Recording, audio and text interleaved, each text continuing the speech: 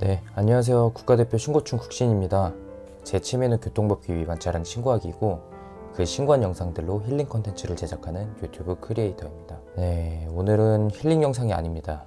일어나서는 안 될 사고가 일어났습니다. 광주광역시 왕복 4차로에 신호등이 설치되어 있지 않은 횡단보도에서 트럭 운전자가 보행 중인 이 가족을 덮쳐 엄마와 첫째 딸이 중상을 입었고 유모차에 타고 있던 둘째 딸이 사망하는 사고가 발생하였습니다. 천만다행으로 유모차에 타고 있던 막내 아들은 트럭과 충돌하면서 바구니가 튕겨져 나가 큰 부상을 입지는 않았다고 합니다. 아직 말도 못하는 영아이다 보니 다친 정도를 추정할 수 없다가 맞는 말이겠죠.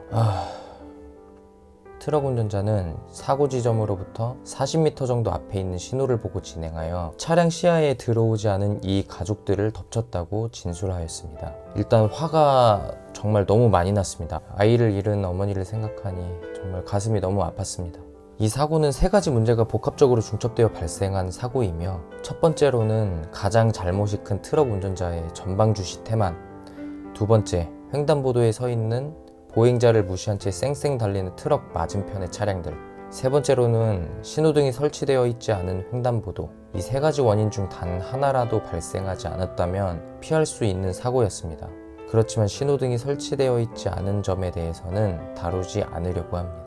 왜냐하면 신호등이 설치되어야 하는 횡단보도에 대해서는 도로교통법상의 명시가 되어 있고 그 기준에 의해 설치가 되지 않았기 때문입니다. 이번 사건으로 설치가 되기는 하겠죠. 그런데 중요한 건 초점을 신호등에 두지는 말자는 이야기입니다. 자, 그럼 첫 번째 이유, 트럭 운전자. 시야각에 가려서 못 봤다고 하는데 그걸 왜 못 봤을까요? 시야각에 대한 페널티가 그렇게 넓은 걸 알고 있었다면 항상 정차 후 출발하기 전에는 사각지대를 체크하고 출발해야 할 의무가 있습니다. 그리고 아이 어머니가 트럭 바로 밑에 있었던 게 아니에요. 아무리 차고가 높아도 저 정도 높이에 있는, 저 정도 거리에 있는 어른을 못 본다는 게 말이 되나요? 시야가 문제 있는 게 아니라면 무조건 보여야 합니다. 트럭 운전자, 대체 정차 중에 뭘 하고 있었나요? 또 본인이 정차하기 전에 전방 횡단보도에 건너려고 하는 이 가족을 왜 못 본 걸까요? 대체 운전할 때 뭔 짓거리를 하길래 못 본 겁니까? 트럭 운전자는 경찰 조사 성실히 받으시고 죗값 톡톡히 치르길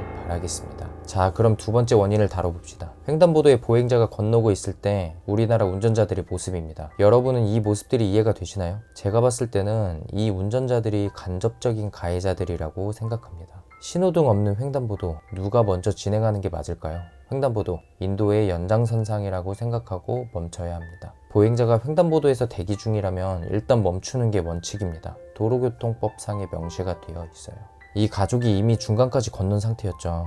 심지어 어린이 보호구역이었습니다. 경찰은 맞은편에 지나간 운전자들과 주정차 중이던 어린이집 통학 차량에게 출석 요구서를 발송하였고 벌금이 아닌 과태료 처분이 될 것으로 예상됩니다. 어린이 보호구역 적용해서 끽해야 13만 원 정도 되겠네요. 전 사실 진작부터 횡단보도에서 먼저 지나가는 차량들 상대로 과태료 티켓을 보내드리고 있었습니다.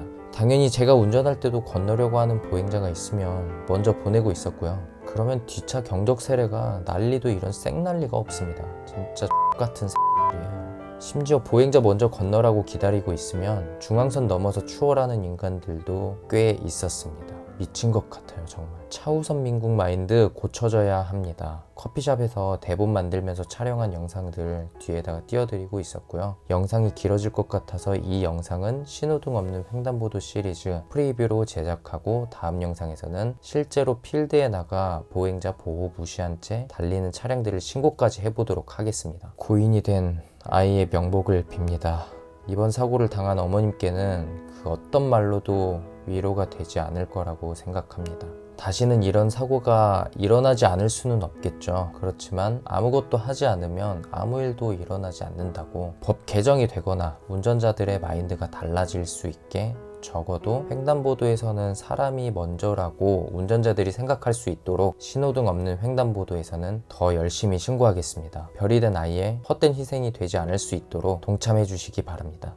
조만간 신고하는 방법을 아예 만들어서 영상 올려놓도록 하겠습니다. 이륜차 공익제보단 소개 영상 안에 공익신고하는 방법이 나와 있어서 일단은 해당 영상의 링크를 위에다가 달아놓고 이 공익신고의 링크는 추후 변경하도록 하겠습니다. 이 바로 다음 영상에서는 신호등 없는 횡단보도 신고 영상을 올리도록 할게요. 영상 시청해주셔서 감사하고 늘 안전운전 해주시기 바랍니다. 수고하셨습니다.